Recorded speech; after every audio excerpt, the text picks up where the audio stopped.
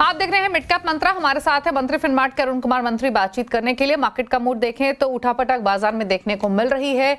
Mood माहौल negative ही बना हुआ है। ऑल्दो आज के सेशन का अगर ट्रेंड देखेंगे तो निचले स्तरों से एक रिकवरी लेकर बाजार अब थोड़ा संभलने की कोशिश जरूर कर रहा है। निफ्टी 23,500 के ऊपर नीचे घूमते हुए दिखाई दे रहा है पिछले कुछ समय में। फिलहाल 53 अंक नीचे ट्रेड कर रहा है। 23,480 के लेवल्स पर लेकर आते हैं निफ्टी बैंक और मिड कैप्स। आज के सेशन में क्या रुझान वहां देखने को मिल रहा है।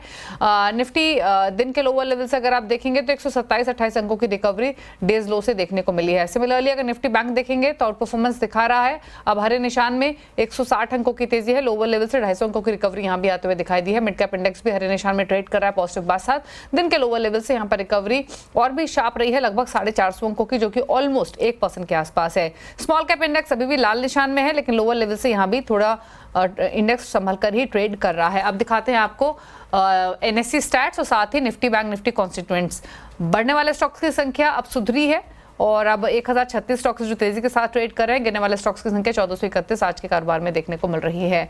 अब दिखाते हैं निफ्टी कॉन्स्टिट्यूएंट्स किन के सपोर्ट की वजह से निफ्टी संभल कर कारोबार कर रहा है। तो सपोर्ट आ रहा है एचडीएफसी बैंक की तरफ से, जो कि 27 अंकों का पॉजिटिव कंट्रीब्यूशन लेंड कर रहा है। इंडाल्को 11 अंकों का पॉजिटिव कंट्रीब्यूशन। एमएनएम टाटा स्टील भी थोड़ा सपोर्ट कर रहे हैं, लेकिन आज आईटी मूड बिगाड़े हुए हैं मार्केट का। इन्फोसिस टीसीएस की तरफ से 55-56 अंकों का नेगेटिव कंट्रीब्यूशन आज के सेशन में आते हुए दिखाई दे रहा है। चलिए, ये तो मार्केट की बात हुई फिलहाल के क्विक अपडेट, लेकिन स्ट्रैटेजीज आपकी क्या हो सकती है इस पर करते हैं बातचीत। अरुण कुमार मंत्री हमारे साथ बने हुए। अरुण नमस्कार, बताइए पहले तो क्या रहा है आपके इंडेक्स पर, निफ्टी बैंक निफ्टी क्या व्यू रहेगा इन स्तरों से। गुड आफ्टरनून दीपाली जी। देखिए, ओवरऑल मुझे लग रहा है मार्केट में कंटिन्यूस 24,000 से 23,300 23,350 का लो आज मार्केट ने छुआ है। तो मुझे लग रहा है यहाँ से एक बाउंस जरूर देखने को मिलना चाहिए। ओवरऑल निफ्टी में एक ओवरसोल्ड पोजीशंस काफी बने हुई है, तो बाय ऑन डिप्स की सलाह रहेगी। यहाँ पे शॉर्ट करने की अब सलाह नहीं है, क्योंकि मार्केट अपने टारगेटेड मूविंग एवरेज के आसपास भी आ चुका है। तो 23,350 इसी का स्टॉप लॉस लगा के निफ्टी को बाई करना है। अगर 23,450-60 के आसपास मिलता है तो और अच्छे एंट्री लेवल्स रहेंगे। और ऊपर में मुझे लग रहा है 23,600 23,650 वहां तक एक पुल बैक निफ्टी में जरूर आना चाहिए। तो इसलिए बाय ऑन डिप्स की स्ट्रैटेजी रहेगी। स्टॉप लॉस काफी छोटा है 23,350 का, जो कि आज के लो के नीचे है। तो ओवरऑल मुझे लग रहा है शॉर्ट कवरिंग देखने को मिलेगी, क्योंकि एक ट्रंकेटेड वीक है और एक्सपायरी मुझे लग रहा है वीकली की भी नजदीक 20 तारीख के बाद मार्जिन भी बढ़ने वाले हैं। तो एक शॉर्ट कवरिंग रैली जरूर देखने को मिलेगी और 23,350 के स्टॉप लॉस निफ्टी को बाय करके चलना चाहिए। ओके, स्टॉक स्पेसिफिक स्ट्रैटेजी क्या रहेगी अरुण आपकी? देखिए, दो स्टॉक्स रहेंगे, दोनों ही एक मिड कैप से रहेगा, एक लार्ज कैप से रहेगा। लार्ज कैप में एमएनएम, मुझे लग रहा है एमएनएम एक अच्छा रिवर्सल देखने को मिल रहा है और यहाँ से स्टॉक 3,000 की तरफ जाने के लिए तैयार है। तो 2860-65 के आसपास इसको बाय करें।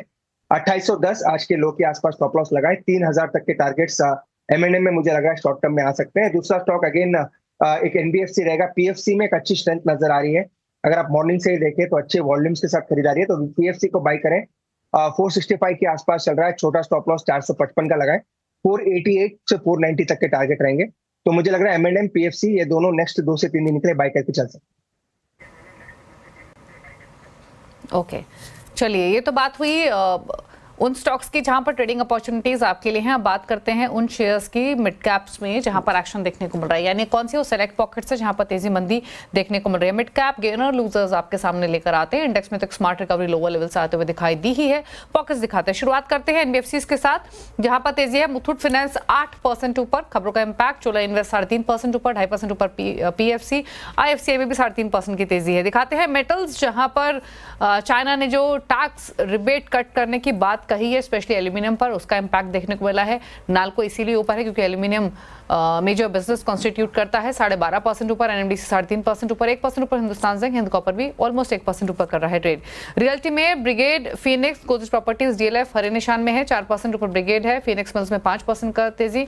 गोदरेज प्रॉपर्टीज भी 1% ऊपर कर रहा है कारोबार। गैस स्टॉक्स की हालत खराब। आईजीएल, महानगर गैस, गुजरात गैस, यहाँ पर गिरावट हावी। 18.5% नीचे आ चुका है आईजीएल का स्टॉक। एफएमसीजी में इमामी, ज्योति लैब्स, टेस्टी बाइट्स यहाँ पर गिरावट हावी है। 3.5% नीचे इमामी है, ज्योति लैब्स भी 2.5% नीचे ट्रेड कर रहा है और टेस्टी बाइट्स ईटेबल्स में 7% गिरावट आज के सेशन में देखने को मिल रही है। और एक और पॉकेट दिखाते हैं, वो आईटी न्यूजन सॉफ्टवेयर 12% नीचे, 4% नीचे एक्सिस गेट्स, एल&टी माइंट्री 2.5% नीचे, 2% नीचे एम्फोसिस कर रहा है ट्रेड। तो आईटी में गिरावट हावी है आज के सेशन में। लेकिन ये जो तेज गिरावट देखने को मिली है, इसके पीछे कारण क्या है? हर्षदा हमारे साथ कनेक्ट होंगी, अभी उनसे बातचीत करेंगे। लेकिन तब तक एक टेक चेक ले लेते हैं इन स्टॉक्स पर। एल&टी माइंट्री, इस पर एक अपनी राय दीजिए, क्योंकि यहाँ पर एक्शन तेजी का भी रहा है। अगर हम पिछले हफ्ते देखें तो आज थोड़े दबाव में आया है।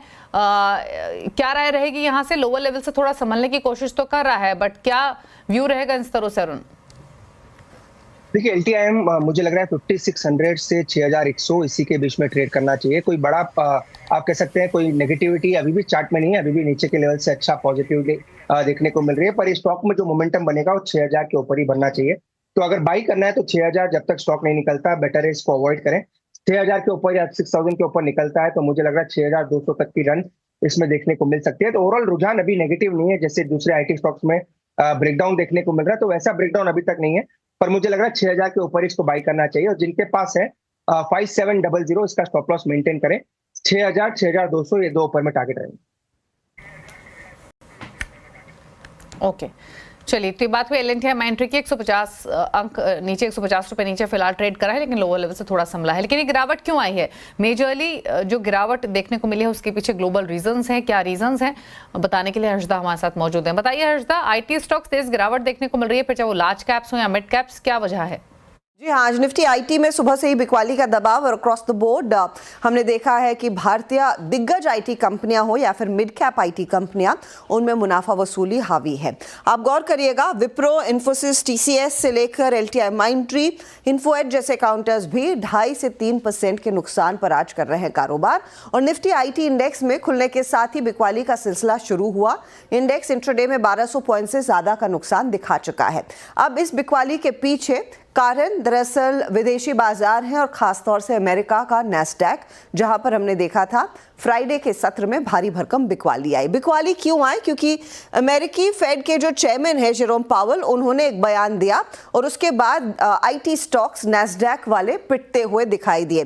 दरअसल शुक्रवार को जेरोम पावेल ने ब्याज दरों पर बयान दिया। उन्होंने ये कहा है कि इस समय यहां से आगे दरों में कटौती की कोई भी जल्दबाजी नहीं है। ये एक बयान था जो मार्केट पर भारी पड़ा और उसके बाद उस स्टॉक्स में बिकवाली का दबाव बनता दिखाई दिया। जेरोम पावेल खासतौर से कहते हैं कि मौजूदा इकोनॉमिक ग्रोथ, जॉब्स डेटा का जो मजबूत आंकड़े हैं, उसके चलते इस समय कोई इमीडिएट कारण नहीं है कि जल्द से जल्द दरों में कटौती होनी चाहिए। आपको याद होगा कि जेरोम पावेल ने वैसे भी 75 बेसिस पॉइंट का एक रेट कट अमेरिका में अनाउंस कर दिया है। उसके आगे कोई कट्स की गुंजाइश इस समय तो नहीं बन रही है।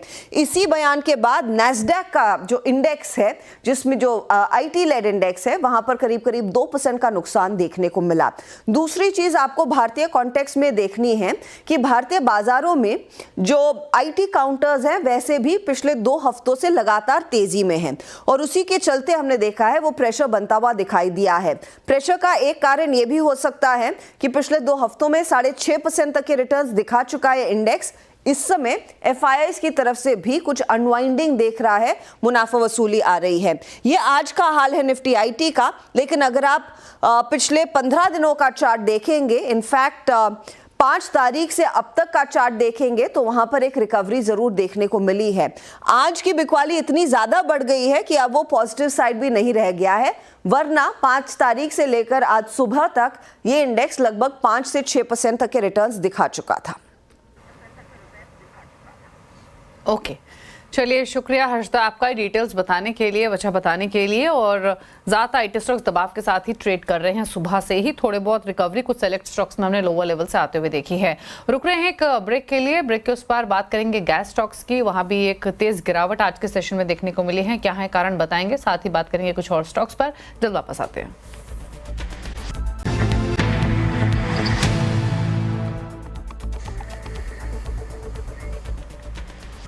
आप देख रहे हैं मिड कैप मंत्रा और अब बात करेंगे गैस स्टॉक्स के। आने वाले दिनों में सीएनजी पाइप रसोई गैस के दाम बढ़ सकते हैं। सरकार ने लगातार दूसरे महीने एपीएम गैस आवंटन 20% तक घटा दिया है। इसके चलते आईजीएल, एमजीएल समेत सभी सिटी गैस डिस्ट्रीब्यूशन कंपनियों ने भारी गिरावट देखी जा रही है। क्या है वजह, बताने के लिए सोनल हमारे साथ मौजूद है। सोनल, बताइए गैस स्टॉक्स क्यों लुढ़के हैं आज के सेशन में?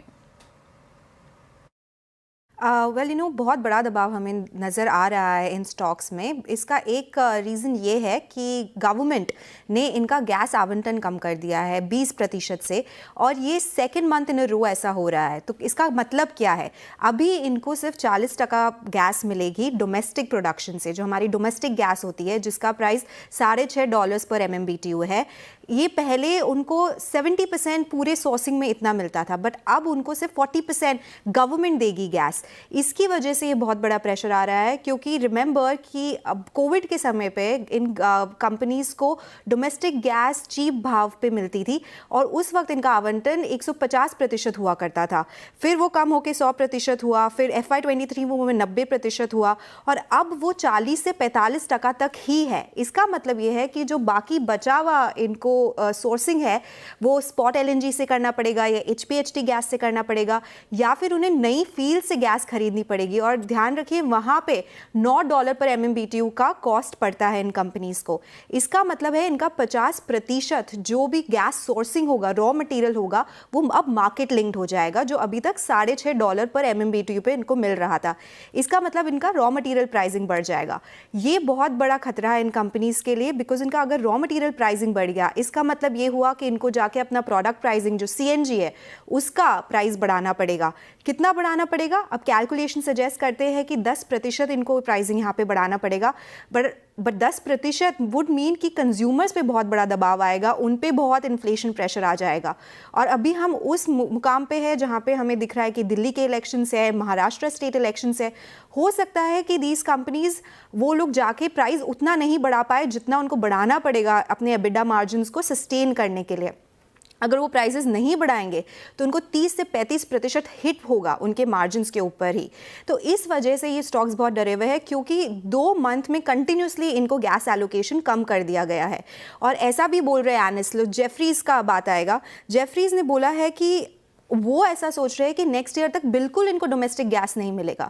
इनको बिल्कुल भी मार्केट लिंक प्राइसिंग से ही इनको सारी गैस प्रोक्योर करनी पड़ेगी।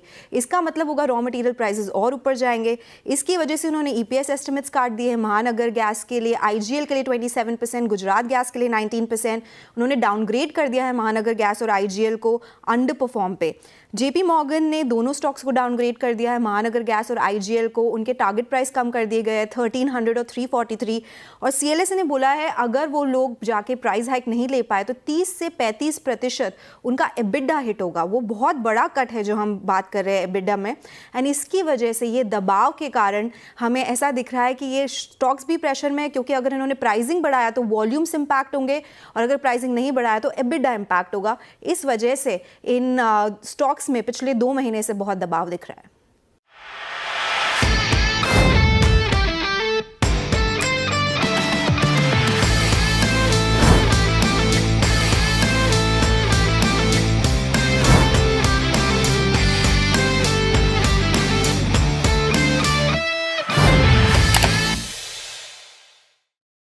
बता दें कि मनी कंट्रोल पर दिए गए विचार एक्सपर्ट्स के अपने निजी विचार होते हैं।